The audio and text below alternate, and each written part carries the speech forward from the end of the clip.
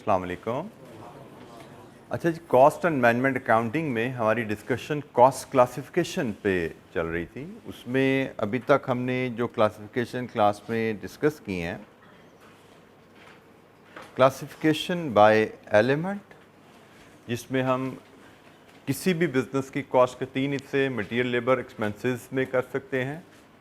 Classification bye function, जिसमें किसी भी बिज़नेस की कॉस्ट के हिस्से हम 2 major function, production and non production में कर सकते हैं। नॉन प्रोडक्शन के फिर फर्दर हिस्से किए जा सकते हैं, सेलिंग, एडमिन, डिस्ट्रीब्यूशन एक्सेट्रा।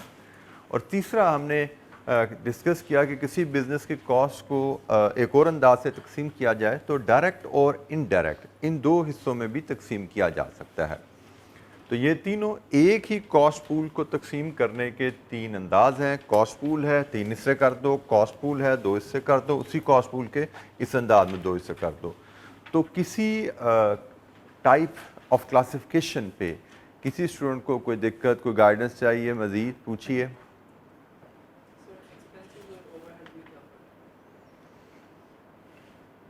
बेटा, हमने अदर एक्सपेंसेस की टर्म यूज़ की थी। हमने कहा था कि जो कॉस्ट मटेरियल, लेबर में क्लासिफाई ना हो सके उसको हम एलिमेंट में एज एक्सपेंसेस या अदर एक्सपेंसेस क्लासिफाई कर सकते हैं। ये बाय एलिमेंट क्लासिफिकेशन में एक टर्म यूज़ हुई है। फिर हम बाय नेचर क्लासिफिकेशन में गए थे। वहाँ पे हमने कहा था, और इस बाय नेचर क्लासिफिकेशन को हमने बाय फंक्शन से लिंक करके पढ़ा था।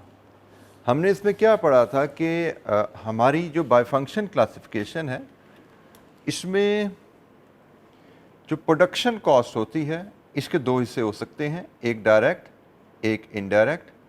और जो नॉन प्रोडक्शन कॉस्ट है ये सारी की सारी इनडायरेक्ट होती है। ठीक है, यही बात थी ना कल हमारी।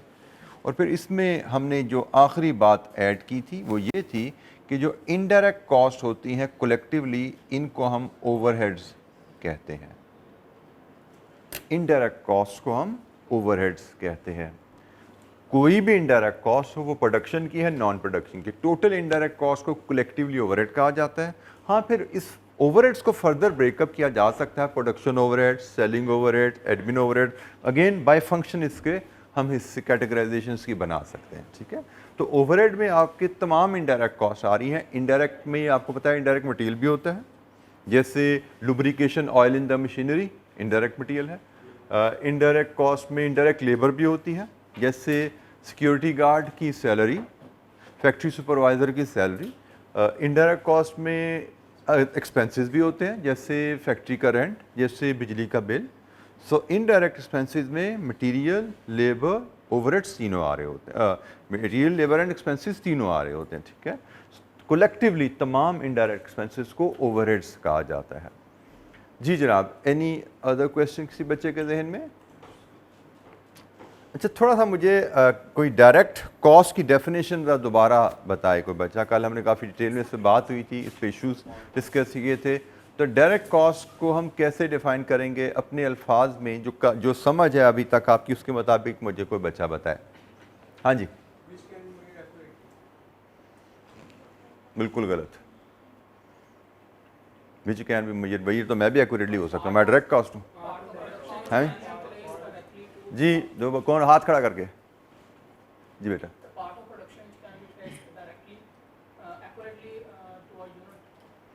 बिल्कुल ठीक है, बिल्कुल ठीक है। प्रोडक्शन कॉस्ट, बात शुरू हो रही है प्रोडक्शन कॉस्ट की, which can be directly traced with accuracy. Accuracy का वर्ड आ गया, प्रोडक्शन कॉस्ट का वर्ड आ गया, और directly traced to cost unit. Cost unit से मुराद लिया जाता है प्रोडक्ट। हमारे केस में कॉस्ट यूनिट से मुराद प्रोडक्ट लिया जाता है। तो प्रोडक्शन कॉस्ट का वो हिस्सा जो विद एक्यूरेसी एक प्रोडक्ट पे ट्रेस किया जा सकता है कि एक प्रोडक्ट बनाने पे प्रोडक्शन कॉस्ट कितनी लगी। तो ऐसी कॉस्ट जो डायरेक्टली ट्रेस की जा सकती है विद एक्यूरेसी, इसको हम डायरेक्ट कॉस्ट कहते हैं। और ऐसी प्रोडक्शन कॉस्ट जो कि प्रोडक्शन कॉस्ट प्रोडक्शन प्रोसेस में इनकर हुई है, लेकिन डायरेक्टली हम ट्रेस नहीं कर सकते एक प्रोडक्ट पे कितनी लगी, उसको हम इनडायरेक्ट कॉस्ट कहेंगे, इनडायरेक्ट प्रोडक्शन कॉस्ट कहेंगे। और नॉन प्रोडक्शन कॉस्ट तो सारी की सारी इनडायरेक्ट होती हैं। ठीक है, ये बात ध्यान में रखिएगा। डायरेक्ट कॉस्ट सिर्फ प्रोडक्शन कॉस्ट का एक हिस्सा होता है। तो अच्छा जी, अब हम लास्ट क्लासिफिकेशन की तरफ चलते हैं, that is classification by behaviour. Cost को बाय बिहेवियर भी क्लासिफाई किया जा सकता है कि कॉस्ट का बिहेवियर, रवैया कैसा है। बाय बिहेवियर कॉस्ट के हम 4 हिस्से कर सकते हैं, variable cost, fix cost, step fix cost and semi variable, या इसको सेमी फिक्स कॉस्ट भी कहा जाता है। तो इनको हम वन बाय वन डिस्कस करते हैं जी। ये बाय बिहेवियर क्लासिफिकेशन क्या है। सबसे पहले हमारे पास स्लाइड जो आ रही है जो फिक्स कॉस्ट की है, ये वही बात है जी, फैक्ट्री का कॉस्ट पूल है, एक बिजनेस की टोटल कॉस्ट का पूल है, उसको हम बाय बिहेवियर 4 हिस्सों में तकसीम कर सकते हैं। सबसे पहली फिक्स कॉस्ट। अच्छा, ये सारी चीज़ें मैं बार बार बोल रहा हूँ, ये टर्मिनोलॉजीज, ये जो डेफिनेशन हम सीख रहे हैं, ये सारी डेफिनेशन, ये अंडरस्टैंडिंग, ये टर्मिनोलॉजीज आगे चल के हमारे डिफरेंट टॉपिक्स में यूज होंगी। ये कॉस्ट काउंटिंग की ABC है, इसकी अंडरस्टैंडिंग के बगैर, इन टर्म्स की अंडरस्टैंडिंग के बगैर, इन टर्म्स के लर्निंग के बगैर हम कॉस्ट अकाउंटिंग का सफ़र शुरू नहीं कर सकते। इसलिए हम इस पर टाइम लगा रहे हैं और इंशाअल्लाह आगे मज़ीद भी लगाएंगे अभी 1-2 दिन। तो फिक्स्ड कॉस्ट को हम कहते हैं जी वो कॉस्ट जो कि फिक्स्ड रहती है, मतलब कांस्टेंट रहती है, वो बदलती नहीं है, विद द इंक्रीज या change in activity level. Activity level से मुराद, एक्टिविटी लेवल से मुराद ऑर्गेनाइजेशन में उसकी प्रोडक्शन एक्टिविटी भी हो सकती है, ऑर्गेनाइजेशन की सेल्स एक्टिविटी भी हो सकती है। एक्टिविटी आप किसी भी चीज़ से मेजर कर सकते हो। इवन आप एक्टिविटी को कितनी घंटे मशीन चली इससे भी मेजर कर सकते हो, कितने यूनिट्स बनाए इससे भी मेजर कर सकते हो, कितने यूनिट्स बेचे इससे भी मेजर कर सकते हो। So these are different ways in which activity of an organisation can be measured. और फिक्स कॉस्ट कौन सी है? Which remains fixed over all activity level, which does not change with the change in activity level. For example, rent of a factory. Normally आप factory rent पे लेते हो, आपने premises rent पे ले लिया। अब उस प्रेमिसेस में वर्कशॉप की मिसाल ले लें, आपने 1 लाख रुपए माहाना किराए पे वर्कशॉप हासिल कर ली। अब उस वर्कशॉप में 1 यूनिट बनाओ, 2 बनाओ, 50 बनाओ। अगर आपका किराया 1 लाख माहाना है तो उसका यूनिट प्रोड्यूस से कोई ताल्लुक नहीं है। यूनिट कम हो ज़्यादा हो, रेंट में कुछ चेंज नहीं आने वाला। So rent will be called fix cost.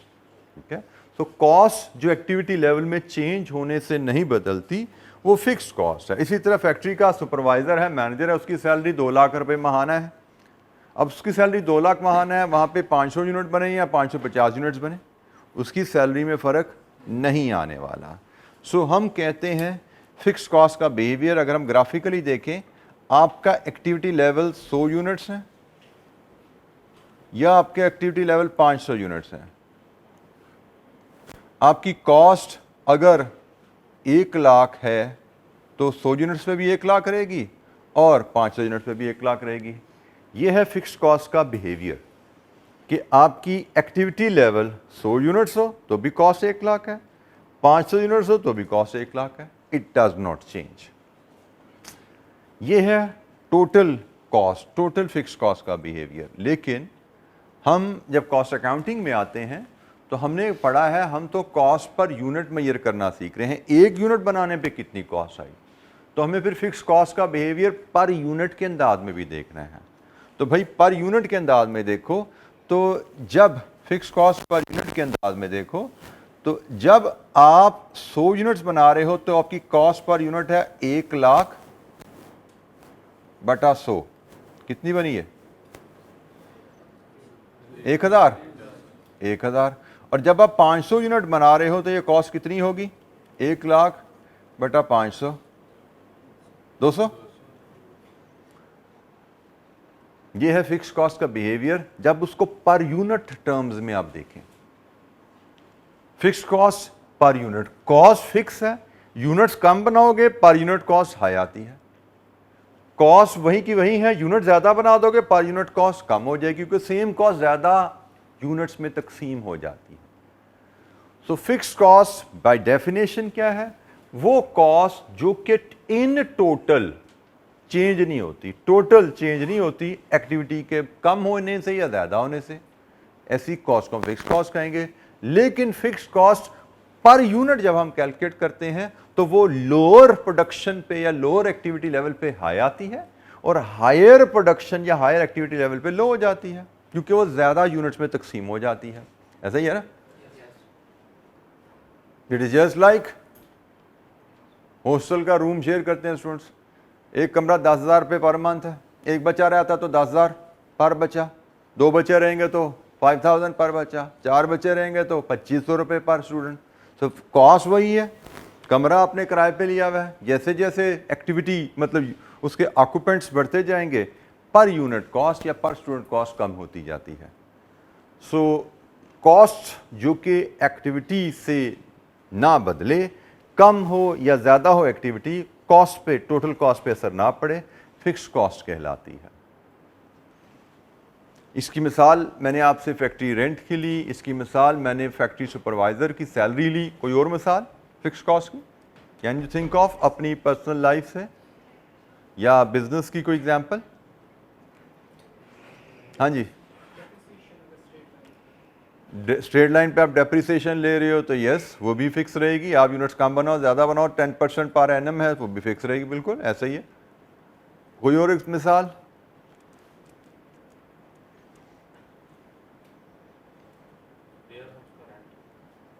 Factory का रेंट, वेयर हाउस का रेंट, बिल्कुल ठीक है, ऐसी बात है। फिर हम अगर देखो तो मैं अपनी पर्सनल लाइफ से बात करूं तो मेरे घर के वाईफाई का बिल है।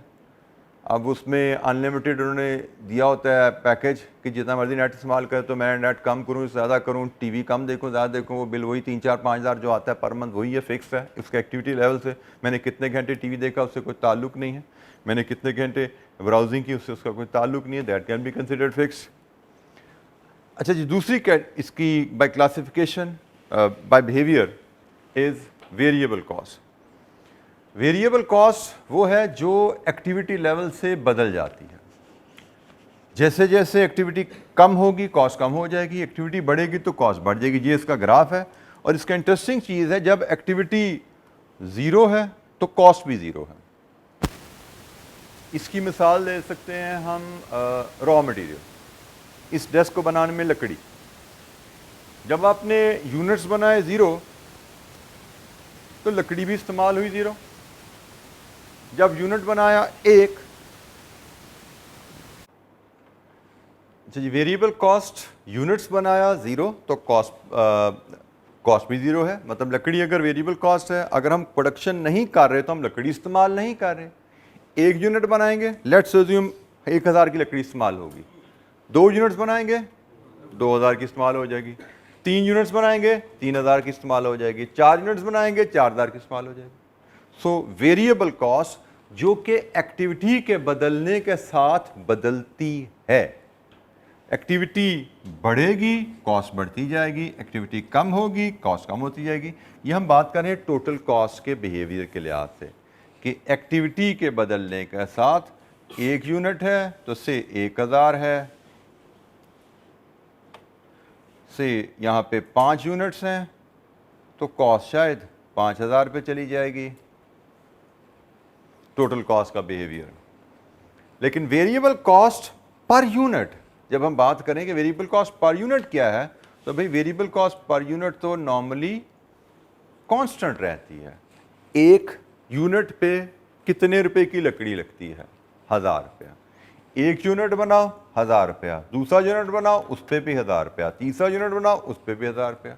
तो variable cost per unit normally हर एडिशनल यूनिट के साथ सेम रहती है। ये पर यूनिट का बिहेवियर है। हमने जो कॉन्सेप्ट ध्यान में रखिएगा, हमने कॉस्ट अकाउंटिंग में क्या कैलकुलेट करना सीखना है, कॉस्ट पर यूनिट बनाना। तो हमें टोटल कॉस्ट का बिहेवियर भी पता होना चाहिए, कॉस्ट पर यूनिट का बिहेवियर भी पता होना चाहिए। जी बेटा,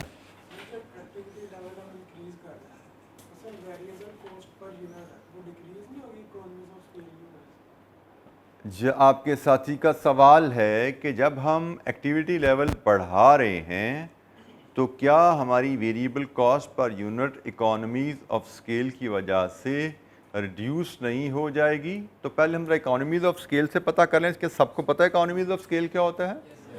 वेरी गुड। क्या होता है ज़रा मुझे भी याद दहानी के लिए बताइए, what is economies of scale? जी बेटा, लार्ज स्केल प्रोडक्शन जब और लार्ज स्केल करते हैं प्रोडक्शन तो फिर जो हमारी पर यूनिट कॉस्ट होती है वो कम हो जाती बिल्कुल ठीक है। इकोनॉमीज ऑफ स्केल है कि जैसे जैसे आप प्रोडक्शन बढ़ाते हैं आपकी कॉस्ट पर यूनिट कम होती जाती है।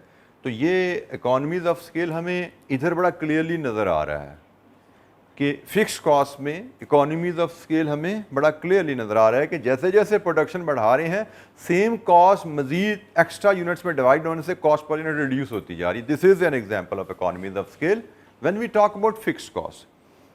वेरिएबल कॉस्ट में मुझे पहले पता था आपने सवाल करना है, तो मैंने मुहतात रहते हुए एक वर्ड बोला था, नॉर्मली कांस्टेंट रहती है। ठीक है, मुझे पहले पता ये सवाल आना है, मैं बार बार कह रहा था नॉर्मली कांस्टेंट रहती है, but you are right, variable cost per unit economies of scale से रिड्यूस हो सकती है। लेकिन अगर क्वेश्चन में ऐसी इंफॉर्मेशन हमें ना दी जाए तो हमारी अजम्पशन यही रहेगी भाई वो पर यूनिट कांस्टेंट रहेगी। इकोनॉमीज ऑफ स्केल में वेरिएबल कॉस्ट कैसे रिड्यूस होती है per unit? For example what will happen कि वेरिएबल कॉस्ट पर यूनिट कम हो जाएगी आपकी इकोनॉमीज ऑफ स्केल की वजह से।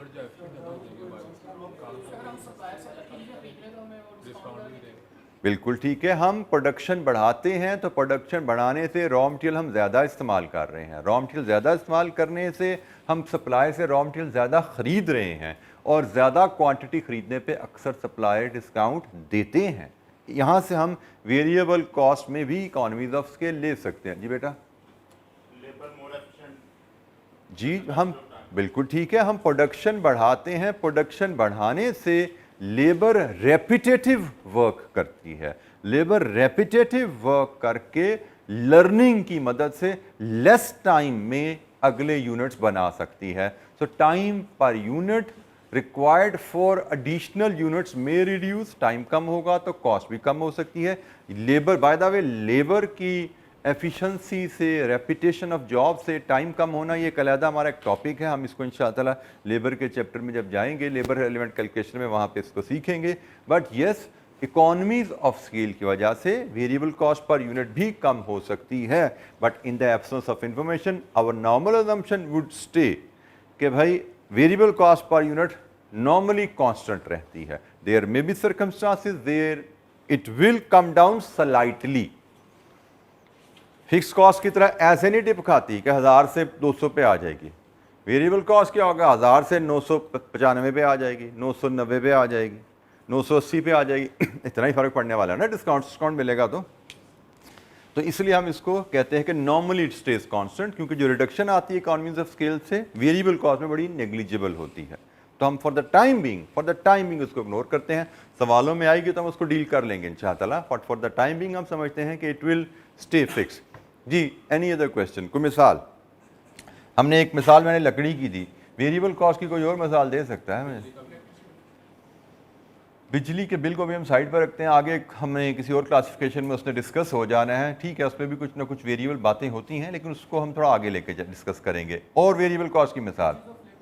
जी, वेजेस ऑफ लेबर, बिल्कुल ठीक है जी। प्रोडक्शन वर्कर की सैलरी उसको हम 500 रुपये पर यूनिट दे रहे हैं, जितने यूनिट बनाएगा उतनी तनख्वाह उसको देनी पड़ेगी। और lubrication oil in the machinery, जितने ज़्यादा मशीन चलाओगे, जितनी प्रोडक्शन ज़्यादा करोगे उतनी मशीन ज़्यादा चलेगी, जितनी मशीन ज़्यादा चलेगी उतनी आपकी लुब्रिकेशन ऑयल की ज़्यादा होगी। सेल्समैन कमीशन वो भी वेरिएबल है, नॉर्मली वो भी पर यूनिट होती है जी, 10 रुपये पर यूनिट कमीशन देंगे आपको, जितने यूनिट ज़्यादा बेचोगे उतनी ज़्यादा कमीशन देनी पड़ेगी। ठीक है, वेरिएबल कॉस्ट है वो भी। So there can be many examples जिसमें हम वेरिएबल कॉस्ट को भी शामिल कर सकते हैं। तो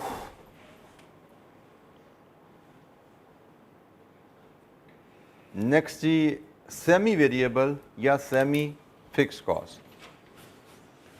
सेमी वेरिएबल या सेमी फिक्स कॉस्ट से मुराद ऐसी कॉस्ट जिसमें कुछ हिस्सा फिक्स्ड है और कुछ हिस्सा वेरिएबल है।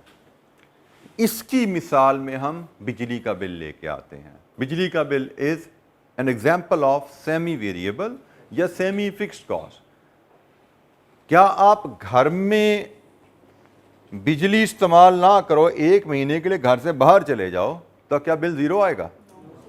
मतलब एक्टिविटी लेवल ज़ीरो हो जाए, यूनिट्स आप ज़ीरो इस्तेमाल करो, तो क्या बिजली का बिल ज़ीरो होता है? Answer is no. There is some bill जिसका एक्टिविटी से कोई ताल्लुक नहीं है, बिजली इस्तेमाल करो या ना करो, कुछ बिल 500-700, 800, 1000, 2000 आ जाना है।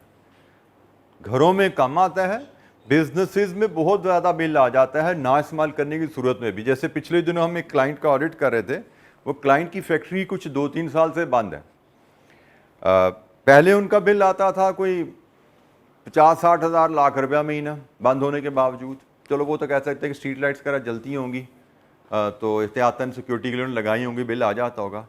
इस तरह मेरी टीम ऑडिट करने गई तो पता लगा जी महीने का कोई 30-40 लाख बिल आ रहा है उनको। कि जी क्या किया जी, वापडा ने लॉ बदल दिया अपना कि आपकी इतनी बड़ी फैक्ट्री है, आपके लिए हमने इतनी ज़्यादा लाइनें बिछाई हुई हैं, आपके लिए हमने इतने बड़े ट्रांसफार्मर ग्रिड लगाए हुए हैं, आपकी फैक्ट्री बंद है तो हम क्या करें, हमें तो कम से कम इतने पैसे दें आप। 30 लाख रुपए उन्होंने मिनिमम बिल डाल दी। तो कहाँ लाख आता था, तो गवर्नमेंट ने एक पॉलिसी चेंज की, उन्होंने कहा जी मिनिमम 30 लाख आप बिजली इस्तेमाल करें ना करें। तो this is an example of semi fix cost या सेमी वेरिएबल कॉस्ट कि इसमें कुछ कंपोनेंट ऐसा है जिसका यूज करने या ना करने से, प्रोडक्शन करने या ना करने से कोई ताल्लुक नहीं है। तो हमने बिजनेस में बिजली की बिल की एक मिसाल ली। एक्टिविटी लेवल 0 भी है तो आप 0 पे खड़े हो, 0 पे नहीं हो। फॉर एग्जाम्पल अगर मैं बिजली की मिसाल लूँ तो 0 यूनिट इस्तेमाल कर रहे हो, फिर भी मैं कहता हूँ चलें जी हम फॉर द टाइमिंग कहते हैं ये 100,000 बिल आ रहा है, लेकिन इसके बाद से 100 रुपया पर यूनिट है। 1000 यूनिट इस्तेमाल करोगे तो बिल आपका 2 लाख हो जाएगा।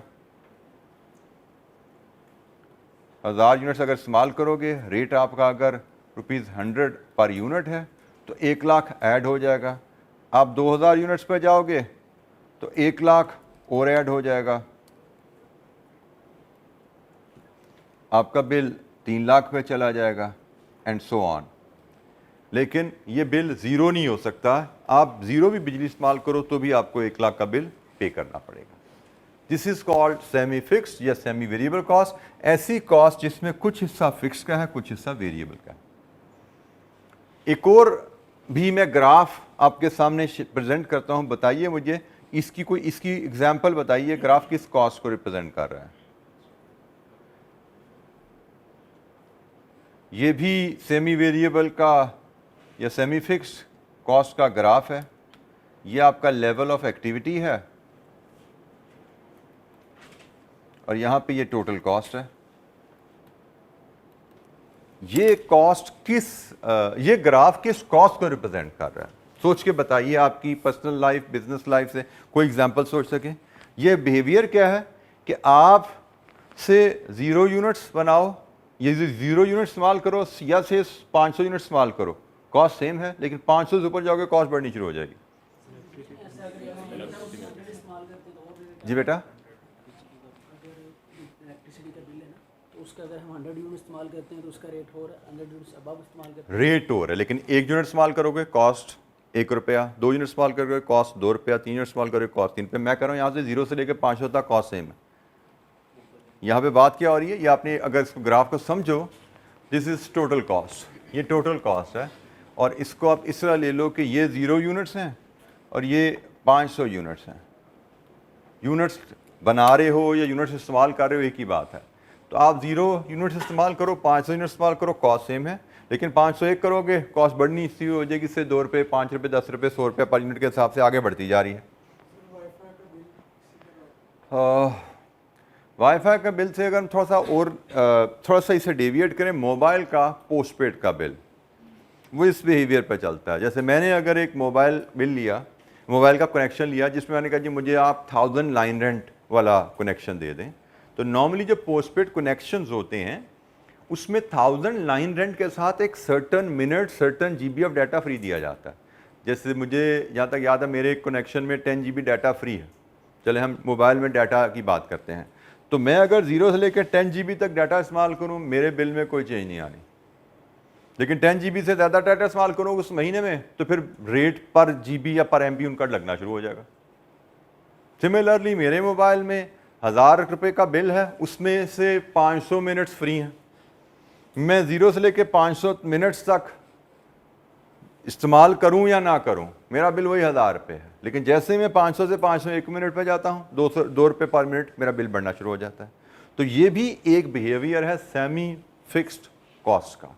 सेमी फिक्स्ड कॉस्ट का बिहेवियर ये भी है सेमी फिक्स कॉस्ट का बिहेवियर ये भी है। दोनों मैंने टोटल कॉस्ट के बिहेवियर आपसे शो किए। ये भी टोटल कॉस्ट का बिहेवियर है, ये भी टोटल कॉस्ट का बिहेवियर है। और जिस तरह हम पिछले ग्राफ्स में देखते आ रहे थे पर यूनिट कॉस्ट का बिहेवियर, तो सेमी वेरिएबल कॉस्ट का पर यूनिट ग्राफ का बिहेवियर भी हम देख सकते हैं। वो कुछ इस शेप में चलता है। अच्छा, ये ग्राफ देखने में आपको थोड़ा सा फिक्स कॉस्ट जैसा लग रहा है, लेकिन फर्क क्या है? यहां पे एक ये डॉटेड लाइन से फर्क क्रिएट किया गया है। यहां पे इस डॉटेड लाइन से फर्क क्रिएट किया गया है। मैं अगर बात करूं यहां पे इस मोबाइल बिल की, मैंने कहा जी लेट्स अज्यूम 500 रुपये 500 मिनट्स, इसको मोबाइल का ही किस्सा बना देता हूं जिसको मोबाइल ही बना लेते हैं। 500 मिनट्स तक मेरा लाइन रेंट 1000 रुपया है, और इसके बाद मेरा लाइन रेंट ऑनवर्ड जो मेरा है बिल वो ₹2 पर मिनट है। ठीक है जी, ये मेरा बिल बन गया। और अब इस बिल में एक फिक्स कंपोनेंट भी है, एक वेरिएबल कंपोनेंट भी है। अब इसका बिहेवियर अगर हम स्टडी करें, हमने मिनट्स, टोटल मिनट्स और टोटल बिल, ये दो कॉलम बनाते हैं पहले। तो हमने कहा जी 500 मिनट्स हैं तो बिल 1000 रुपया है, 600 मिनट्स हैं तो बिल कितना हो जाएगा? 100 मिनट्स के ऊपर 200 लगे और पीछे 1000, 1200। और अगर 700 मिनट्स हैं तो 1400। अगर इसी तरह 1000 मिनट्स हैं तो कितना होगा बिल? 2000। अगर 2000 मिनट्स हैं तो कितना होगा बिल? 4000। चेक करना कैलकुलेशन ठीक है ये हमारी, या कोई गड़बड़ होगी? अच्छा जी, अब आगे चलिए। हम यहां से, बल्कि मैं इससे भी पीछे जाता हूं, 500 से मैं पीछे भी एक दो डाटा लेना चाहूंगा। मैं एक 100 भी लेता हूं,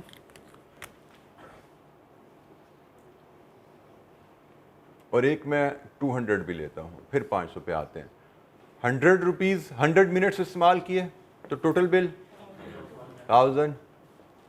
200 यूनिट मिनट इस्तेमाल किए, टोटल बिल 1000। 500 मिनट्स इस्तेमाल किए, टोटल बिल 1000। आगे बिल बढ़ना शुरू हो गया। अब इसके आगे मैं कॉस्ट पर मिनट बनाता हूं। मुझे पर मिनट कॉस्ट पड़ क्या रही है?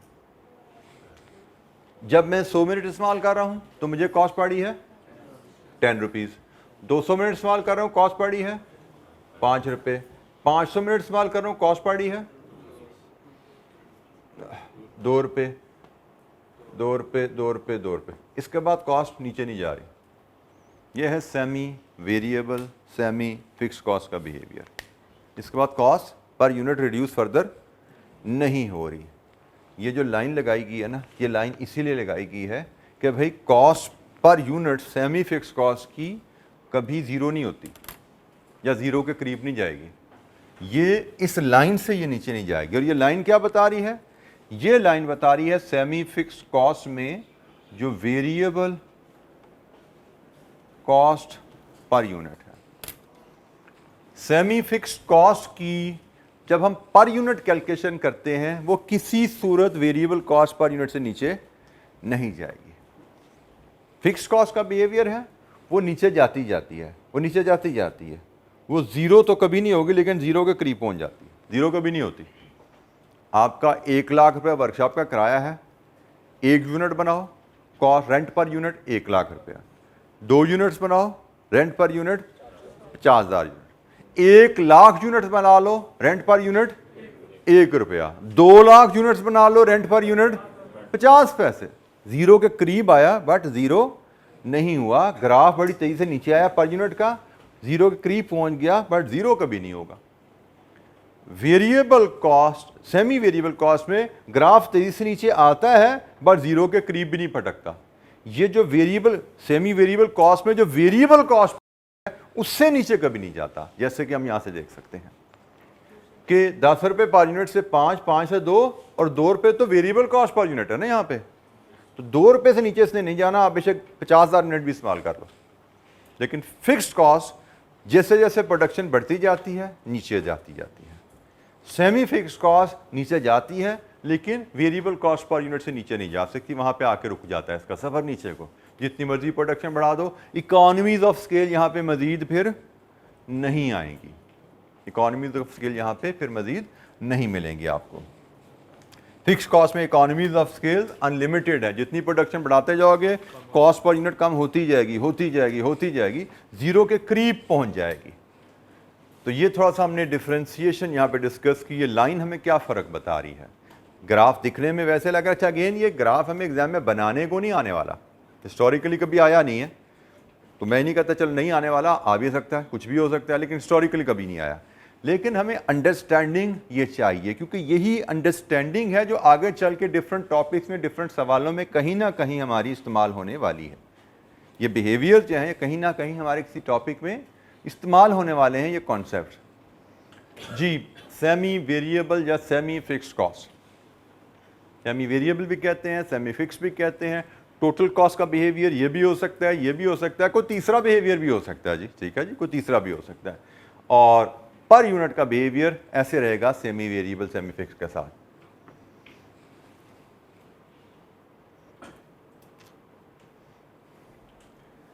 अच्छा जी, यहाँ पे जी अब आते हैं तो ये क्लासिफिकेशन बाय बिहेवियर की last category stepped fixed cost. हमने थोड़ी देर पहले बात की थी फिक्स्ड कॉस्ट की। वहां पे हमने कहा था कि फिक्स्ड कॉस्ट वो कॉस्ट हैं जो एक्टिविटी बदलने से नहीं बदलती, और उसमें मैंने आपको मिसाल दी थी वर्कशॉप के रेंट की, कि हमारी फर्नीचर वर्कशॉप की रेंट है 1 लाख रुपया पर मंथ। आप 1 यूनिट बनाओ तो भी 1 लाख है, आप 1000 यूनिट बनाओ तो भी 1 लाख ही है।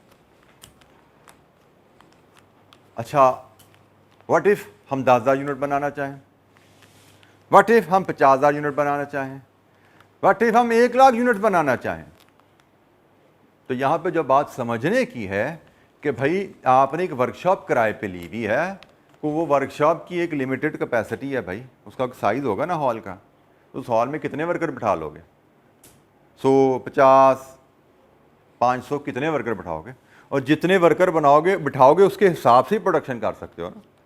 लेट्स अज्यूम हमारे पास कैपेसिटी है उस वर्कशॉप में 500 वर्कर बिठाने की, और एक वर्कर अगर महीने में 100 यूनिट्स बना सकता है, तो इसका मतलब महीने में हम कितने यूनिट्स बना सकते हैं? 500 into 100, 50,000। 500 workers into 100 units per month. इसका मतलब हम तो बना सकते हैं 50,000 यूनिट्स पर मंथ।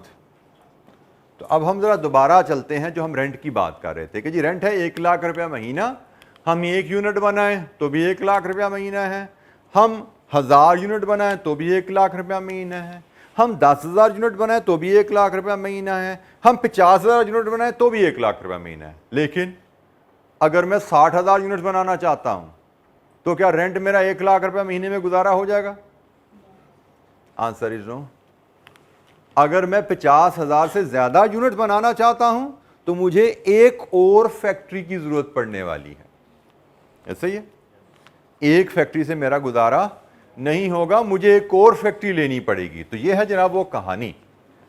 मैं अगर इस डायग्राम में फिट कराऊं तो 0 यूनिट्स बनाऊं या 50,000 यूनिट्स बनाऊं, मेरा किराया 1 लाख रुपया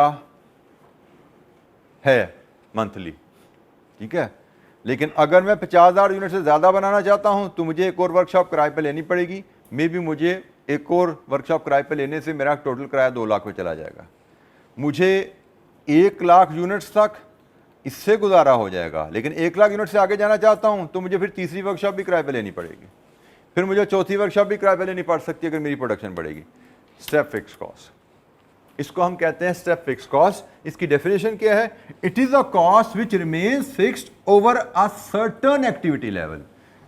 0 से 50,000 तक कॉस्ट 1 लाख रुपए माहाना है। 50,000 1 से 1 लाख तक रेंट कॉस्ट 2 लाख रुपए माहाना है। 1 लाख 1 से लेके 1,50,000 तक रेंटल कॉस्ट 3 लाख रुपए माहाना है, and so on. Her activity level के एक सर्टेन स्टेप के बाद कॉस्ट ऊपर चली जाती है। अच्छा, बाय द वे, जब हम स्टेप फिक्स कॉस्ट को पढ़ते हैं ना, तो यहां पे हमें एक और चीज समझ लेनी चाहिए कि रियलिटी में बिजनेसेस में कोई भी कॉस्ट हकीकतन फिक्स्ड होती ही नहीं है हमेशा के लिए। फिक्स होती हैं कॉस्ट थोड़े अरसे के लिए। जैसे रेंट है, हमने पहले एग्जांपल में इसको फिक्स कॉस्ट डिक्लेयर किया था, लेकिन अब हम कह रहे हैं नहीं भाई ये फिक्स कॉस्ट नहीं है, ये स्टेप फिक्स कॉस्ट है। इसी तरह डेप्रीसिएशन, हमने थोड़ी देर पहले कहा था फिक्स कॉस्ट है। प्रोडक्शन कम करें ज़्यादा करें, डेप्रीसिएशन फिक्स है। लेकिन भाई प्रोडक्शन एक मशीन की कैपेसिटी ही 10,000 यूनिट की है, और मैं अगर 20,000 यूनिट बनाना चाहता हूँ तो मुझे फिर 2 मशीनें चाहिए ना, तो 2 मशीनों की डेप्रीसिएशन हो जाएगी। मैं 25,000 यूनिट बनाना चाहता हूँ, मुझे 3 मशीनें चाहिए, 3 मशीनों की डेप्रीसिएशन मेरी किताबों में आ जाएगी ना, तो डेप्रीसिएशन भी स्टेप फिक्स कॉस्ट बन गई। तो रियलिटी में अगर देखें तो शायद ही कोई कॉस्ट फिक्स्ड कॉस्ट होती है, बल्कि रियलिटी में तमाम fix cost step fix cost होती हैं। एक सर्टेन लेवल के बाद आपको बढ़ानी पड़ जाती है कॉस्ट। वो आपका बिल्डिंग है, आपको नई बिल्डिंग लेनी पड़ जाए, वो आपका प्लांट है, आपको नया प्लांट लेना पड़ जाए। तो ये है जनाब स्टेप फिक्स कॉस्ट का बिहेवियर। अब हम जब जाएंगे आगे, डिफरेंट ऑर्गेनाइजेशन को स्टडी कर रहे होंगे, डिफरेंट ऑर्गेनाइजेशन का डाटा में दिया जाएगा, उनकी कॉस्ट का डाटा दिया जाएगा, तो वो डाटा कॉस्ट का फिक्स भी हो सकता है, उसमें वेरिएबल कॉस्ट भी हो सकती है, उसमें सेमी वेरिएबल कॉस्ट भी हो सकती है, उसमें स्टेप फिक्स कॉस्ट भी हो सकती हैं। हमें इनका बिहेवियर समझने की ज़रूरत है, क्योंकि बिहेवियर समझे बगैर हम कॉस्ट की कैलकुलेशन, कॉस्ट पर यूनिट की कैलकुलेशन नहीं कर सकते, जो कि कॉस्ट काउंटिंग का हमारा मेन बेसिक ऑब्जेक्टिव था कि कॉस्ट पर यूनिट कैलकुलेट करना सीखना। उसके लिए बहुत ज़रूरी है कि हमें ये बिहेवियर पे अच्छी ग्रिप हो। जी जनाब, एनी क्वेश्चन, कोई सवाल?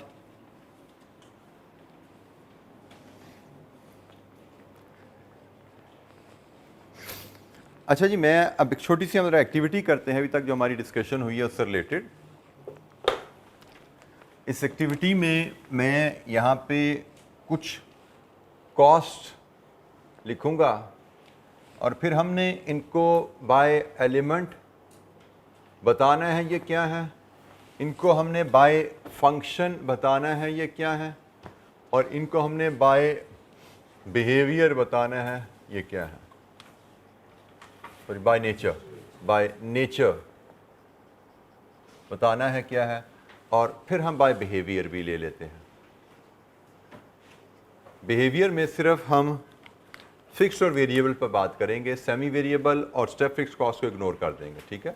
हम सिर्फ फिक्स्ड और वेरिएबल, क्योंकि स्टेप फिक्स कॉस्ट और सेमी वेरिएबल के लिए आपको ज़्यादा डिटेल चाहिए होती है, वो कहानी थोड़ी ज़्यादा बतानी पड़ती है, तो मैंने तो कहानी नहीं बतानी, मैंने सिर्फ नेचर ऑफ कॉस्ट बतानी है।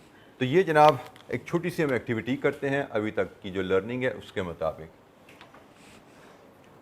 फर्नीचर वर्कशॉप ज़हन में रखिए, ठीक है जी। हम एक फर्नीचर वर्कशॉप जिसमें ये डेस्क बन रहे हैं ये ज़हन में रखिए, ताकि आप उस बिज़नेस के लिहाज से चल सकें।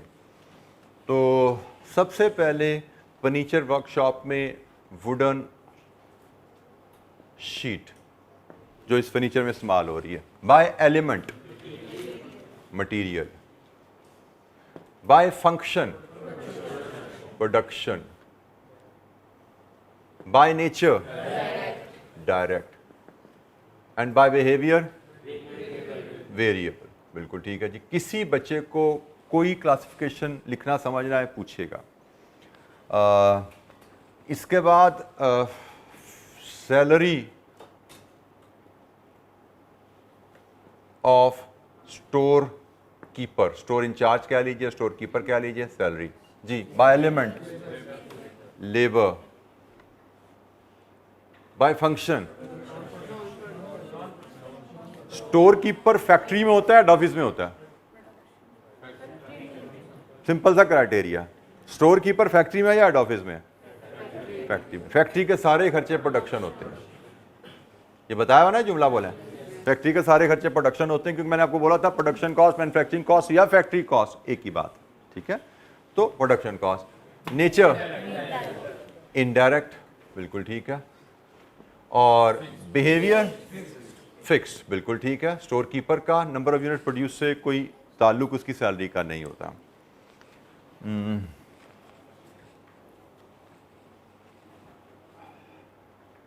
और मिसाल लेते जी हम इसी प्रोडक्शन में नेल्स, कील्स या ग्लू, दोनों मैं ले लेता हूँ, नेल्स और ग्लू जो इस्तेमाल में इसकी प्रोडक्शन में। ये element, material, function, production,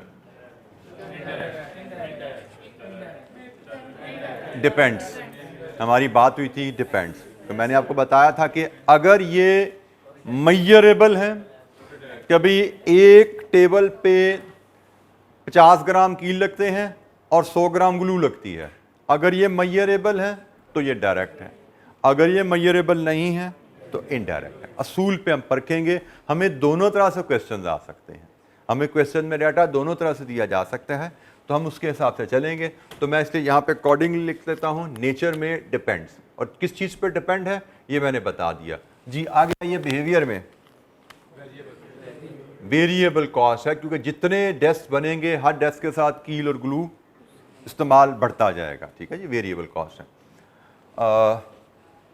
head office rent, element by element,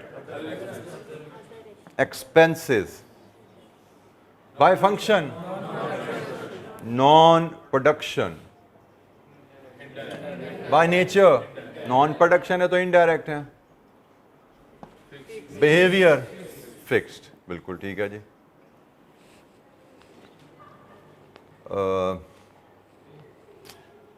salary of production worker, labour, production, direct and production worker की सैलरी वेरिएबल।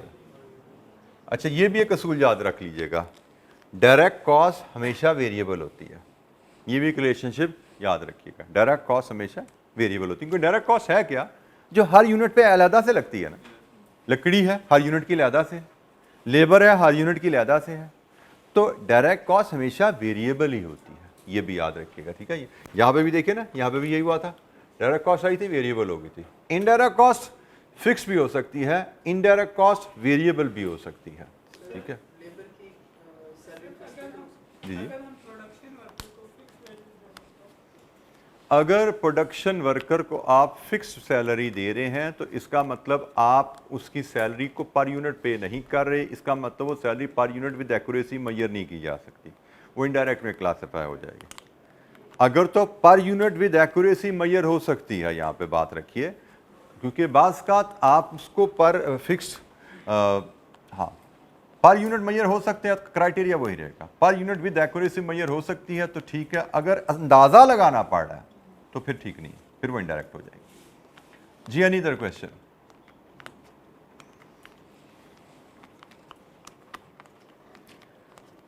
अच्छा जी, हमने ये कुछ मिसालें हमने ली और आई थिंक दैट्स इट। ये 4-5 एग्जांपल है। मकसद ये है कि हम एक ही कॉस्ट को 1, 2, 3, 4 तरीक़ों से देख सकते हैं, ठीक है। सो वो मैंने आपको एक ओवरव्यू दे दिया कि हम किस तरह कॉस्ट को 4 क्लासेस की 4 नज़रों से देख सकते हैं। Any question? किसी बच्चे को क्लासिफिकेशंस पे कोई issue, by element, by function, by nature, by behaviour?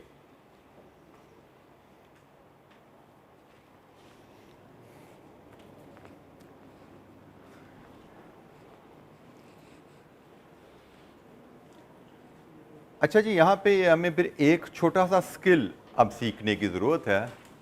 हमने सेमी वेरिएबल या सेमी फिक्स कॉस्ट पे बात की।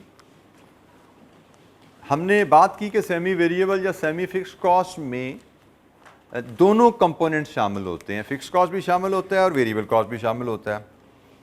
हमें अक्सर एग्जाम में ज़रूरत पड़ सकती है हाइलो मेथड की। हाइलो मेथड पढ़ा है भाजी?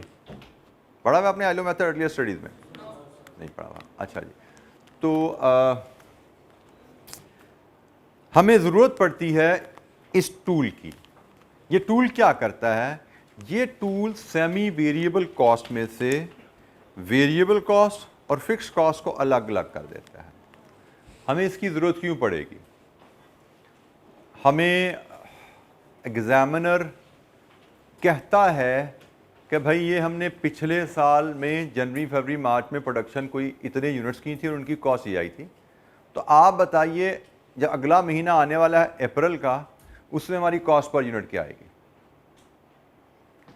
तो अगर हमने से 10,000 यूनिट बनाने हैं, अब आपकी कॉस्ट पर यूनिट किसी पीरियड में क्या आएगी, उसके लिए बहुत ज़रूरी है कि आपको वेरिएबल कॉस्ट अलहदा और फिक्स कॉस्ट अलहदा पता हो, क्योंकि हमें बिहेवियर पता है variable cost per unit same रहती है और फिक्स कॉस्ट जितनी टोटल है ना उसको यूनिट से डिवाइड कर दो, पर यूनिट आ जाएगी।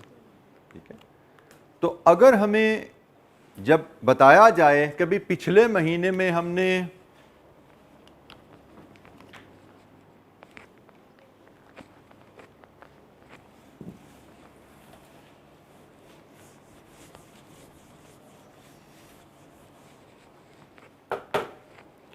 अगर हमें इंफॉर्मेशन दी जाए कि जनवरी के महीने में प्रोडक्शन और टोटल कॉस्ट से 1,000 यूनिट थी और टोटल कॉस्ट 1,07,000 थी, फरवरी के महीने में 1,200 प्रोडक्शन थी और टोटल कॉस्ट में भी 1,20,000 थी। अगर हमें डाटा इस तरह दे दिया जाए तो हमें पता है कि भाई, और लेट्स अज्यूम हमसे पूछा जाए कि मार्च के महीने में, चले हम मार्च में हम क्वेश्चन करते हैं, मार्च के महीने में 14 यूनिट बनाने हैं तो इनकी कॉस्ट क्या होगी? से ऐसा सवाल किया जाए, या इनकी कॉस्ट पर यूनिट क्या होगी? कॉस्ट पर यूनिट इसकी भी निकाल सकते हैं, इसकी भी निकाल सकते हैं, इसकी कहां से निकालेंगे आप?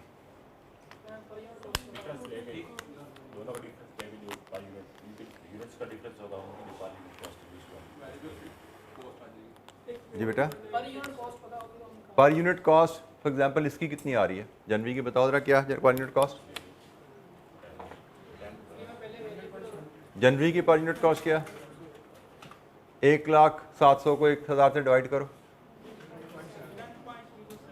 10.07 या 100.7? 100.7। यहाँ पे क्या? 100। यहाँ पे कॉस्ट पर यूनिट 100.7 है, यहाँ पे कॉस्ट पर यूनिट 100 है। अच्छा, जब आप कॉस्ट पर यूनिट को ऐसे देख रहे हो तो यहाँ से हमें इंफॉर्मेशन क्या पता लग रही है? इंफॉर्मेशन ये पता लग रही है कि भाई इस कॉस्ट में फिक्स और वेरिएबल दोनों शामिल हैं। समझ आई? हमें पता लग रहा है कि भाई ये कॉस्ट जो है इसमें फिक्स और वेरिएबल दोनों शामिल हैं, क्योंकि अगर ये सिर्फ वेरिएबल कॉस्ट होती तो कॉस्ट पर यूनिट सेम रहती, लेकिन ये रिड्यूस हो रही है, तो डेफिनेटली इसमें कुछ ना कुछ फिक्स कॉस्ट भी शामिल है। अब मार्च में हमने 1400 यूनिट बनाने हैं, उसकी टोटल कॉस्ट कितनी आई ये जानना है हमें, और उसके बाद ही हम पर यूनिट जान पाएंगे ना। तो टोटल कॉस्ट जानने के लिए हमें देखना पड़ेगा कि भाई हमें मार्च में वेरिएबल कॉस्ट कितनी लगेगी, फिक्स कॉस्ट कितनी लगेगी। उसके लिए हमें इनमें से फिक्स कॉस्ट और वेरिएबल कॉस्ट को अलहदा करना पड़ेगा। जब तक हम फिक्स और वेरिएबल कॉस्ट को अलहदा नहीं करेंगे हम मार्च की कॉस्ट का अंदाज़ा नहीं कर पाते। कॉस्ट एंड मैनेजमेंट अकाउंटिंग में हमने बात की थी ना, हमें प्लानिंग भी करनी पड़ती है, तो ये छोटा सा प्लानिंग वाली बात आ गई कि अगले महीने की कॉस्ट कितनी लगेगी, कितना खर्चा आएगा हमारा अगले महीने। तो हम यहाँ पे जब तक फिक्स्ड और वेरिएबल कॉस्ट को इनमें से अलग-अलग ना करें, हम मार्च की टोटल कॉस्ट या मार्च की कॉस्ट पर यूनिट का अंदाज़ा नहीं लगा सकते।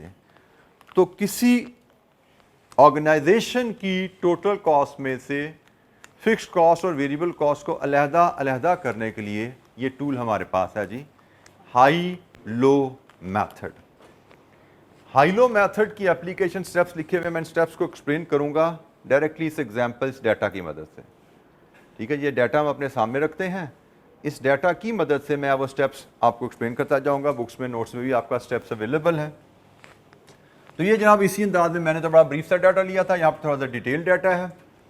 जनवरी से लेकर जून तक 6 महीने का रिकॉर्ड है। Alpha Limited wishes to develop a method of predicting its total cost in a period. किसी पीरियड की टोटल कॉस्ट प्रिडिक्ट करना, जैसे मैं यहाँ पे बात यही करता है, प्रिडिक्ट करने की बात कर रहा था ना भाई, मार्च की टोटल कॉस्ट कितनी आएगी अगर 1400 यूनिट बनाने हैं, तो वही यहाँ पे बात हो रही है। कंपनी कोई मेथड बनाना चाह रही है टोटल कॉस्ट को प्रिडिक्ट करने का। The following data have been recorded, recorded है तो हिस्ट्री है ये। जनवरी से लेकर जून तक डिफरेंट प्रोडक्शन लेवल्स और उनकी कॉस्ट। रिक्वायरमेंट क्या है, वेरिएबल कॉस्ट पर यूनिट बताइए और मंथली फिक्स कॉस्ट बताइए। हाइलो मेथड हमें ये दोनों काम करके देता है, और जब ये दोनों काम हो जाएंगे तो हमारी प्रिडिक्शन वाला काम आसान हो जाता है। तो पहले मैं ये दोनों काम आपके सामने करता हूँ हाइलो मेथड के इस्तेमाल से, फिर हम प्रिडिक्शन वाली बात जो उसने कही है उसको भी देखेंगे। अभी प्रिडिक्शन कैसे हम कर पाते हैं इस काम के बाद।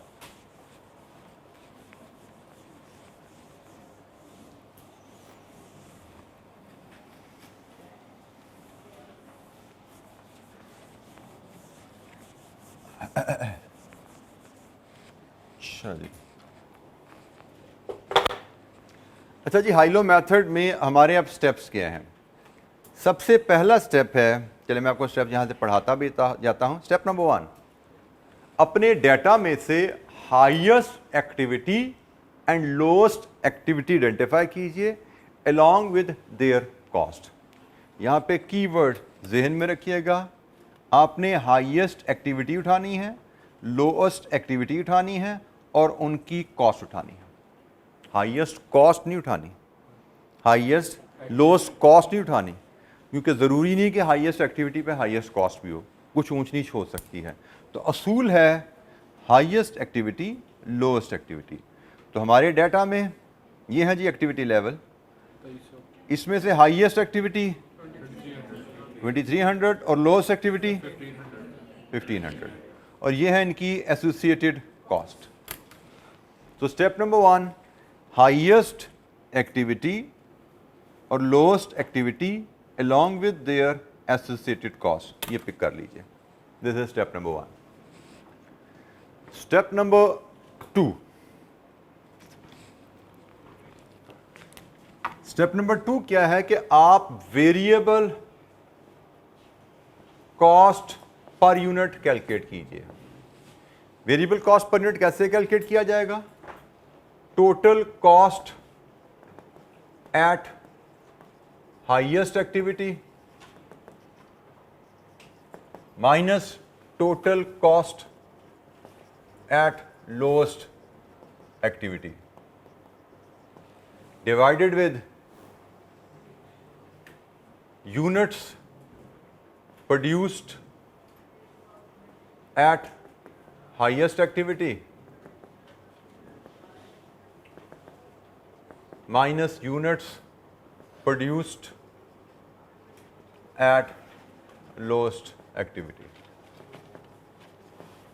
यहां से वेरिएबल कॉस्ट पर यूनिट आती है। डाटा फीड करते हैं, फिर इस फार्मूला को मैं एक्सप्लेन करता हूं। अब इस फार्मूला में आप मुझे यहां से वैल्यूज फीड करवाएंगे। वेरिएबल कॉस्ट पर यूनिट, अभी इसको याद करने वाली फार्मूला की बात नहीं है, अभी इसमें वैल्यूज डालेंगे, आपको कॉन्सेप्चुअली समझ आ जाएगा, याद करने की जरूरत नहीं रहनी है आपको। ये खुद ब खुद ज़हन में समझ के साथ, कॉन्सेप्ट के साथ खुद ब खुद ये बैठ जाएगा। तो जैसे इस डाटा से हाईएस्ट एक्टिविटी की कॉस्ट कितनी है 296,000, लोएस्ट एक्टिविटी की कॉस्ट कितनी है 280,000, हाईएस्ट एक्टिविटी के यूनिट्स कितने हैं 2300, लोएस्ट एक्टिविटी के यूनिट्स 1500। अच्छा जी, आप जरा एक स्टेप और आगे चलिए। कॉस्ट का डिफरेंस 16,000, यूनिट्स का डिफरेंस 800 यूनिट्स। अब जरा इसको समझ लीजिए, ये हमने जो डाटा निकाला है 16,000 और 800, ये क्या बता रहा है? ये हमें बता रहा है कि जब हम अपनी प्रोडक्शन 1500 से 2300 पे लेकर जाते हैं, हमारी कॉस्ट 2,80,000 से 2,96,000 पे चली जाती है। यही बता रहा है ना ये। जब हम प्रोडक्शन 800 यूनिट से बढ़ाते हैं हमारी कॉस्ट 16,000 से बढ़ती है। इस फार्मूले से ये इंफॉर्मेशन निकली है ना कि जब हम प्रोडक्शन 800 यूनिट से बढ़ाएंगे हमारी कॉस्ट 16,000 यूनिट से बढ़ती है। तो भाई कॉस्ट में जो चेंज आता है, ये बल्कि कहना चाहिए जिस कॉस्ट में चेंज आता है प्रोडक्शन के साथ, वो कॉस्ट कौन सी होती है? वेरिएबल कॉस्ट होती है। तो भाई ये जो है आपकी वेरिएबल कॉस्ट फॉर 800 यूनिट्स है। 800 से डिवाइड कर दो, वेरिएबल कॉस्ट पर यूनिट आ जाती है। कितनी आई? ₹20। ये जी आपकी वेरिएबल कॉस्ट पर यूनिट आ गई। 800 यूनिट्स बनाने की वजह से कॉस्ट में 16,000 का इजाफा आया। तो भाई प्रोडक्शन बढ़ने से जिस कॉस्ट में इजाफा आता है वो तो सिर्फ वेरिएबल होती है, फिक्स कॉस्ट में तो कोई इजाफा नहीं आता। तो जनाब इसका मतलब ये 16,000 रुपये है, ये वेरिएबल कॉस्ट है कितने यूनिट्स की? 800 यूनिट्स की। हाइलो मेथड की मदद से हमने हाईएस्ट और लोएस्ट एक्टिविटीज का कॉस्ट का डिफरेंस लिया और हाईएस्ट और लोएस्ट एक्टिविटी के यूनिट्स का डिफरेंस लिया, तो हमें एक वेरिएबल कॉस्ट पर यूनिट आ गई। हमारी दो रिक्वायरमेंट थी, एक वेरिएबल कॉस्ट पर यूनिट थी पार्ट ए में, और पार्ट बी में क्या रिक्वायरमेंट? Monthly fix cost.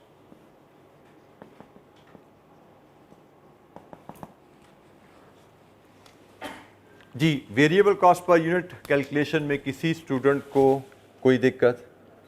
अब आपको ये फार्मूला याद करने की ज़रूरत नहीं रहेगी अगर आप कॉन्सेप्ट याद कर लोगे। हाईएस्ट लोएस्ट पॉइंट याद है ना, उसके बाद आपको सिर्फ कॉन्सेप्ट चाहिए। अभी कॉस्ट में डिफरेंस क्या आया है, यूनिट्स में डिफरेंस क्या है।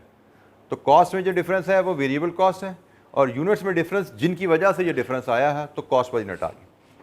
सर इसमें हम हाईएस्ट और लोएस्ट ही क्यों लेते हैं? हम इसमें कंसेप्टिव मार्क्स भी ले सकते हैं। इसमें हाईएस्ट और लोएस्ट क्यों लिया जाता है? कंसेक्यूटिव भी लिया जा सकता है, जनवरी फरवरी भी लिया जा सकता है। बिल्कुल ठीक है जी आपके साथी का सवाल।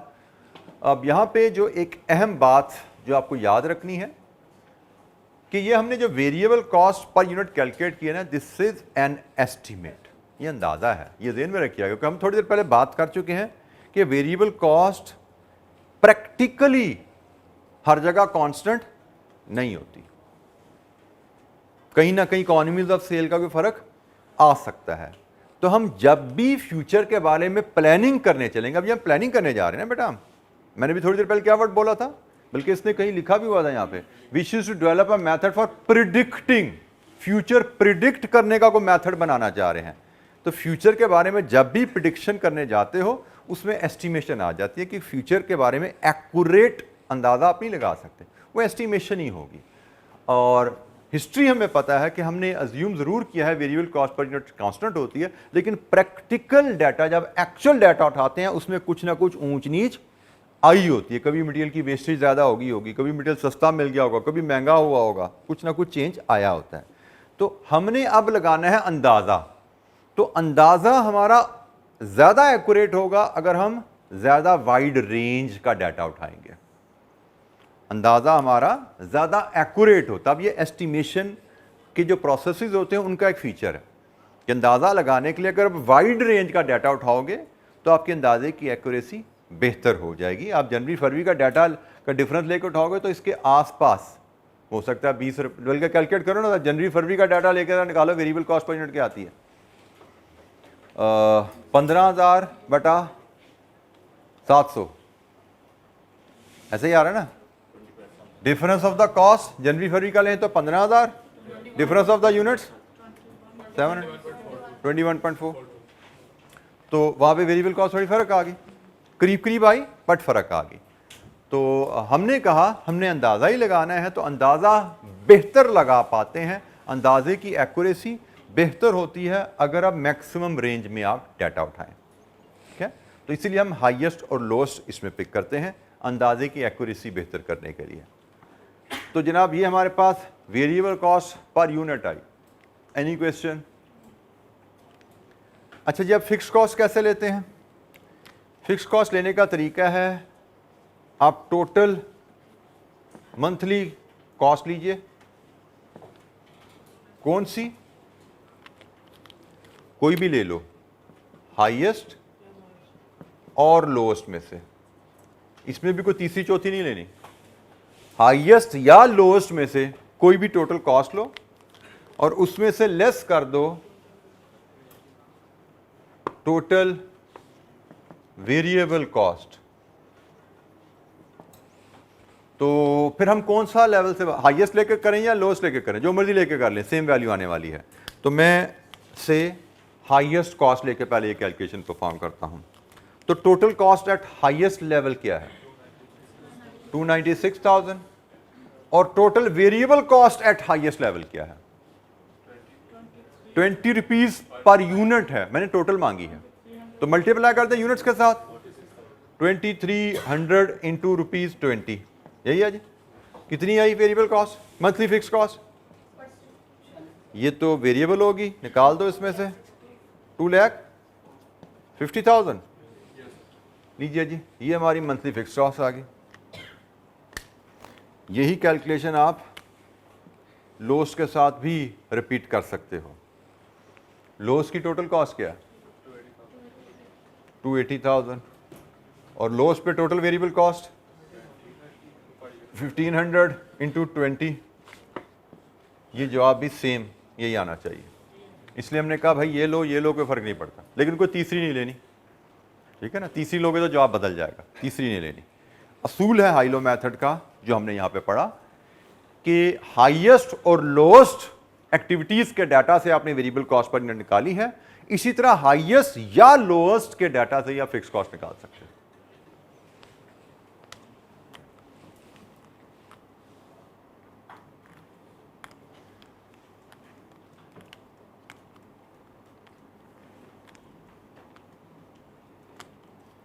जब आपके पास ये दो वैल्यूज आ जाएंगी, एक ये और एक ये, अब आप किसी भी महीने की टोटल कॉस्ट प्रिडिक्ट कर सकते हो, ठीक है ना। अब आपसे मैं फॉर एग्जांपल, इतनी मुझे लगता है समझ आपका होनी चाहिए, मैं आपसे कहता हूं जुलाई में आपने 2000 यूनिट्स बनाने हैं, तो जरा 2000 यूनिट्स की कॉस्ट तो प्रिडिक्ट करो, जुलाई में कॉस्ट कितनी आएगी,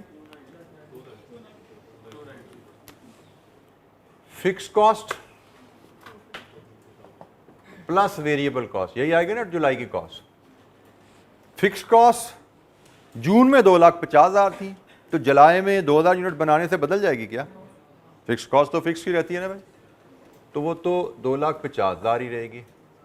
और वेरिएबल कॉस्ट 20 रुपये पर यूनिट के हिसाब से 2000 यूनिट्स पे कितनी आएगी 40,000। तो जनाब हमारी कॉस्ट, हमारी प्रेडिक्शन है कि अगर हम 2000 यूनिट्स बनाएंगे तो उस पर हमारी कॉस्ट 2,90,000 आएगी जुलाई में। ये मॉडल प्रेडिक्शन का तैयार हो गया। हमने हिस्ट्री हमें दी गई थी कॉस्ट की, हमने हाइलो मेथड की मदद से हिस्ट्री का डाटा यूज़ करते हुए वेरिएबल कॉस्ट और फिक्स कॉस्ट को अलग-अलग कर लिया। अब इन दो इंफॉर्मेशन की बेसिस पे हम आसानी से प्रेडिक्शन कर सकते हैं।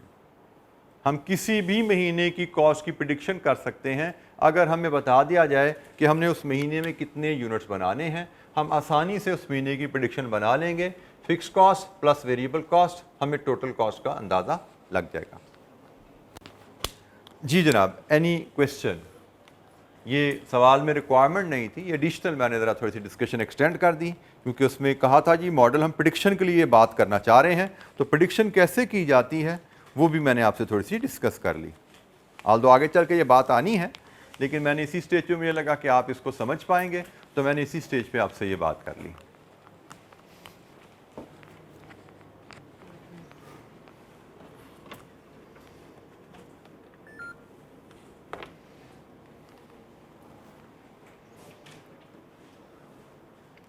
अच्छा, ये एक एग्जांपल है जी हाइलो मेथड की, क्लास एक्टिविटी है, परफॉर्म कीजिए इसको।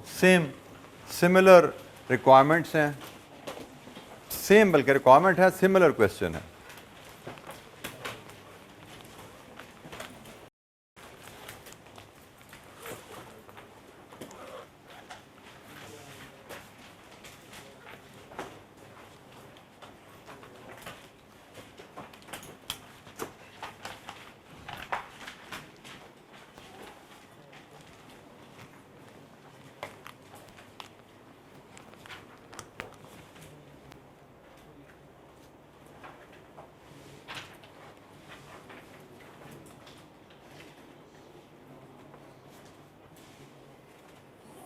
वेरिएबल कॉस्ट पर यूनिट चाहिए और मंथली फिक्स कॉस्ट चाहिए।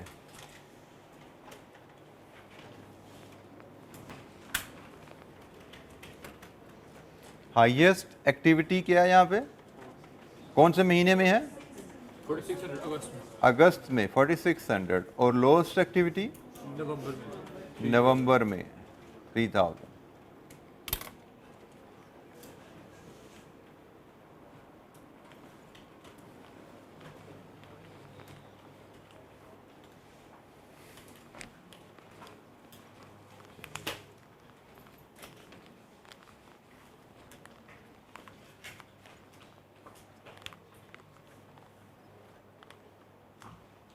वेरिएबल कॉस्ट पर यूनिट क्या आ रही है?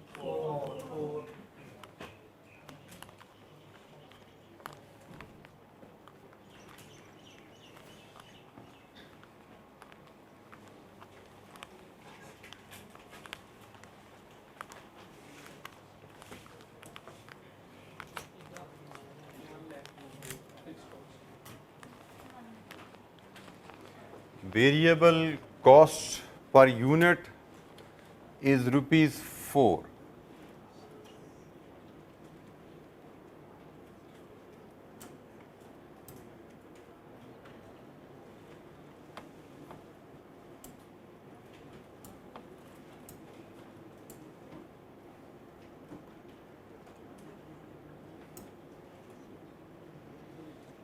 और मंथली फिक्स कॉस्ट साथ चाहिए।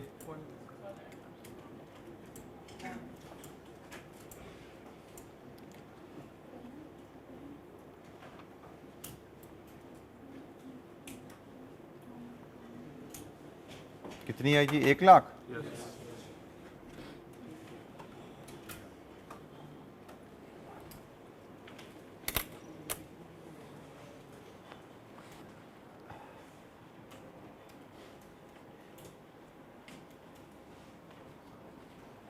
अच्छा, अगर यहाँ पे मैं थोड़ा सा बोर्ड पे तवज्जो कीजिएगा। ये हो गया जी। किसी बच्चे को दिक्कत यहाँ पे, किसी स्टूडेंट को कोई गाइडेंस चाहिए पूछिए। एक थोड़ी सी मैं चेंज करता हूँ। एग्जामिनर ना इस तरह खेलता, आपके दिमाग में ना एक वो चीज़ फीड कर देता, भाई ये सवाल ऐसे होता है, लेकिन आप एग्जाम में जाते हो वो थोड़ा सा बदल देता है। वो यहाँ पे लिख देता है एनुअल फिक्स कॉस्ट बताओ। तो अब हमें क्या करना है? सिंपली इसको 12 से ज़रब देना है। लेकिन हम ये तभी दे पाएंगे जब हम सवाल को ध्यान से पढ़ रहे हैं। अगर हम सवाल को ध्यान से नहीं पढ़ रहे तो हम सवाल को यहीं पे छोड़ के आगे चले जाएंगे। फिक्स कॉस्ट निकले, आगे चलो। लेकिन एग्जामिनर यही चीज़ टेस्ट करता है कि आप सवाल ध्यान से पढ़ रहे हो। और मैं आपको एग्ज़ाम टेक्निक से एक बात यहाँ पे क्लियर कर दूँ कि एग्जामिनेशन में आपको सवाल को बेशक जितना मर्जी आसान सवाल हो, आसान तरीन सवाल हो तो भी 2 दफ़ा पढ़ना है, और थोड़ा सा ट्रिकी सवाल हो जो कि आपके 9 में से 7 सवाल होंगे, 9 में से 7 सवाल आपके थोड़े से ट्रिकी होंगे एग्जाम में, वो 2 दफ़ा पढ़ने से भी आपको समझ नहीं आएंगे। आपको कम से कम 3 दफ़ा पढ़ना प्लान करना है। आपको लगेगा मुझे 1 दफ़ा पढ़ के समझ आ गया, भाई सब समझ आ गया, मुझे कर लेना चाहिए, लेकिन करना नहीं है। इस तरह की कोई ना कोई चीज़ आपसे स्किप हो रही होगी। दूसरी दफ़ा पढ़ोगे कुछ और चीज़ें पिक होंगी। मुश्किल सवाल है, तीसरी दफ़ा पढ़ोगे फिर जाके पूरी तरह समझ आता है, हाँ भाई ये बातें इसमें लिखी हुई हैं। पहली दफ़ा पढ़ने में आपको चीज़ें हर चीज़ पिक नहीं होती। ये आगे चलते हम देखेंगे, कितने प्रैक्टिस क्वेश्चन करेंगे हम देखेंगे हमने पहली दफ़ा में चीज़ पिक ही नहीं की थी, और दूसरी दफ़ा में जाके पता लगता है हाँ अच्छा ये भी लिखा हुआ था इसमें। हम पहली दफ़ा सवाल पढ़ते हैं ना तो हम माइंडसेट से पढ़ रहे होते हैं, अच्छा इस तरह का सवाल मैंने किया हुआ है, उसमें ऐसे किया था, बस ये भी बस वैसा ही है। ये रजिस्टर ही नहीं होता, ये मंथली और एनुअल का, या क्वार्टरली मंथली और क्वार्टरली का डिफरेंस, ये फ़र्क हमें रजिस्टर ही नहीं होता। हमें लगता है हाँ ये तो वैसा ही सवाल है जैसे हमने किया था, बस कर दो। तो सवाल को बार बार पढ़ना पड़ेगा आपको आदत बनानी है कि आसान तरीन सवाल है तो 2 दफ़ा कम से कम, और थोड़ा सा मुश्किल सवाल है तो कम से कम 3 दफ़ा पढ़े बगैर एग्जाम में नहीं करना। बेशक आपको लगे कि मुझे आ गया, ये तो बहुत आसान है मैं कर लूँगा, करना नहीं, शुरू नहीं करना, पढ़ना है फिर शुरू करना है। ये बहुत ही अहम टेक्निक है जी एग्जामिनेशन की। मैंने इससे कहा था जैसे जैसे चलेंगे एग्जामिनेशन टेक्निक्स में हम बातें करते रहेंगे। तो क्वेश्चन रीडिंग, क्योंकि क्वेश्चन रीडिंग के बगैर कंप्रीहेंशन नहीं होती, कंप्रीहेंशन के बगैर प्लानिंग अच्छी नहीं कर पाते, कंप्लीट प्लानिंग नहीं हो पाती, गलतियां होती हैं जी। एनी क्वेश्चन हाइलो मेथड पे? अच्छा, हाइलो मेथड पे भी हमारी डिस्कशन शायद कल भी थोड़ी सी होगी। अभी ये बात ख़त्म नहीं हुई, इसमें थोड़ी सी एक वेरिएशन है, कल भी इस पर बात करेंगे और फिर आगे इंशाल्लाह डिस्कशन को लेकर चलेंगे। आज के लिए इतना ही, थैंक यू वेरी मच, अस्सलाम वालेकुम।